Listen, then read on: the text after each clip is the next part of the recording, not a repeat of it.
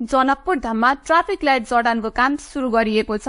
प्रदेश सरकारको आर्थिक सहयोगमा जिल्ला ट्राफिक प्रहरी कार्यालय धनुषाले पहिलो चरणमा नगरभित्रका 5 स्थानमा ट्राफिक लाइट जडानको काम सुरु गरेको छ।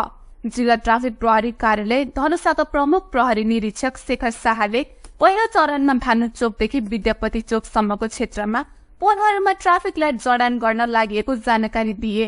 उनले पहिलो चरणमा यस आर्थिक वर्षभित्र नगरभित्रका मुख्य चोकहरू भानुचोक, मुरलीचोक, रामचोक, सिटचोक र कदम चोक गरी 5 स्थानमा ट्राफिक लाइट जडान भइरहेको बताए। नगरभित्र लाइटको माध्यमबाट ट्राफिक व्यवस्थापन गर्दा कम जनशक्ति लाग्ने मात्र नभए नागरिकमा प्रविधिप्रति सम्मान गर्ने भावनाको विकास हुने पनि प्रहरी निरीक्षक शाहले बताए। जनकपुरधामको ट्राफिक लाइट व्यवस्थापनलाई प्रविधिमा लैजाने योजना अनुरूप पहिलो चरणमा 5 स्थानमा लाइट जडान गर्न लागि उनले बताए।